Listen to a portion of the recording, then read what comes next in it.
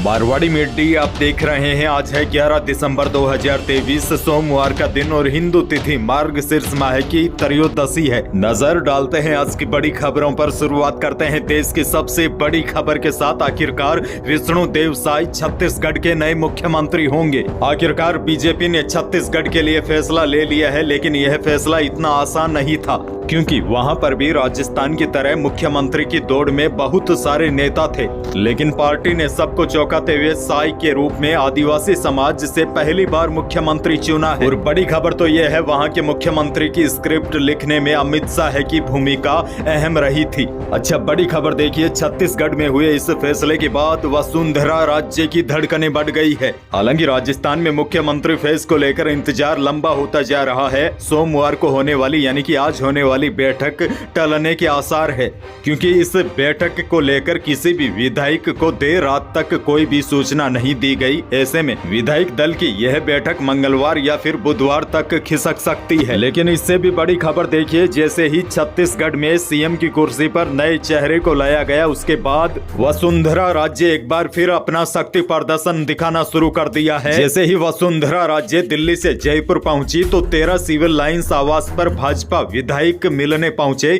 विधायक दल की बैठक से पहले वसुंधरा से विधायकों के मिलने को काफी अहम माना जा रहा है। हालांकि विधायकों की संख्या ज्यादा नहीं थी, लेकिन वसुंधरा राज्य के आवास पर विधायकों का बार बार आना यह कोई सामान्य बात नहीं है। जानकारों की माने तो भाजपा हाईकमान के लिए वसुंधरा को छोड़कर किसी दूसरे चेहरे को लाना इतना आसान नहीं है। लेकिन यह तय है, आने वाले 1-2 दिनों में राजस्थान की सियासत में बड़ा भूचाल आने की संभावना है। आगे बढ़ेंगे। राजस्थान से बहुत बड़ी खबर। राष्ट्रीय राजपूत करणी सेना के अध्यक्ष सुखदेव सिंह गोगामेडी की हत्या के आरोपी दोनों शूटर्स को उनके एक सहयोगी के साथ पुलिस ने शनिवार देर रात चंडीगढ़ से पकड़ लिया। इसके बाद पुलिस ने कुछ बड़े खुलासे किए हैं। पुलिस ने बताया कि यह हत्याकांड रोहित गोदारा के इशारे पर ही हुआ है। मास्टरमाइंड वीरेंद्र चारण की प्लानिंग पर दोनों शूटर्स ने गोगामेडी को मारा था। इनमें एक शूटर की गोगामेडी से रंजिश भी थी। दरअसल रोहित राठौड़ की गोगामेडी से निजी दुश्मनी थी, इसी वजह से वह गोगामेडी की हत्या करने के लिए तैयार हो गया था। वहीं देखिए, बड़ी खबर तो यह है, दोनों आरोपी नेपाल भागने की तैयारी में थे, लेकिन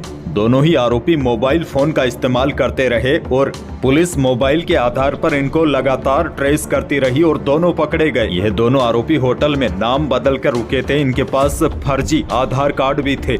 आरोपियों से पूछताछ जारी है। इस मामले में कुछ और बड़े सनसनीखेज खुलासे हो सकते हैं। आगे बढ़ेंगे। एक और बड़ी खबर, राजस्थान में अब राज्य बदल गया है, लेकिन मुख्यमंत्री का फैसला बाकी है। नई सरकार के गठन के बाद बहुत सी योजनाओं में बदलाव देखने को मिलेगा। दरअसल राजस्थान में बिजली वितरण कंपनियों ने रेट बढ़ाने की तैयारी कर दी है। अब नई सरकार के गठन के बाद बिजली के दामों में 20% तक की बढ़ोतरी हो सकती है। दरअसल इसके पीछे कारण यह है कि बिजली वितरण कंपनियां 76,000 करोड़ के घाटे में है। अच्छा देखिए, बड़ी खबर आपको दे दूं, जब गहलोत सरकार थी, भले ही बिजली कंपनियां घाटे में थी, लेकिन चुनाव जीतने के लिए दाम नहीं बढ़ने दिए और स्थायी शुल्क व फ्यूल सरचार्ज माफी योजनाओं से सालाना 26,000 करोड़ का वित्तीय भार और बढ़ गया, जबकि सरकार से भुगतान भी नहीं मिला। अब ऐसे में बिजली उत्पादन कंपनियां घाटे की भरपाई करने के लिए बिजली महंगी कर सकती है। हालांकि यह सब नई सरकार के गठन के बाद ही होगा। बहरहाल आगे बढ़ते हैं। एक और बड़ी खबर, क्रिसमस और न्यू ईयर से पहले रेलवे की ओर से दिल्ली सराय रोहिला इंदौर की एक तरफा स्पेशल ट्रेन चलाने का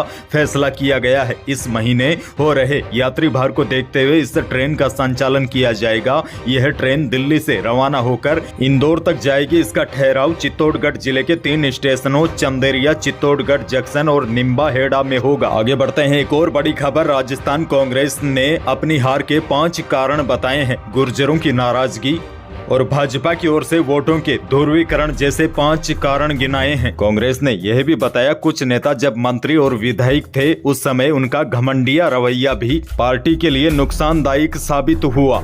और कांग्रेस ने यह भी माना है कि गहलोत और पायलट के बीच जो झगड़ा था उसकी वजह से भी कांग्रेस को भारी नुकसान पहुंचा है। आगे बढ़ेंगे। देश की एक और बड़ी खबर, आयकर विभाग ने कांग्रेस सांसद धीरज साहू के ठिकानों से अब तक कुल 318 करोड़ रुपए जब्त किए हैं। फिलहाल नोटों की गिनती जारी है और यह रकम और भी बढ़ने की आशंका है। नोटों की गिनती ओडिशा के बोलांगीर में भारतीय स्टेट बैंक की मुख्य शाखा में हो रही है। दरअसल भ्रष्टाचार के खिलाफ यह अब तक की सबसे बड़ी कार्रवाई बताई जा रही है। इस मामले में कांग्रेस के बड़े नेताओं ने अब चुप्पी साध रखी है। यही थी प्रदेश और देश की आज की कुछ बड़ी और महत्वपूर्ण खबरें। वीडियो को लाइक करना बिल्कुल न भूलिए और चैनल पर नए हैं तो सब्सक्राइब भी कर लीजिए ताकि आप अपडेट रहे बड़ी खबरों से। धन्यवाद।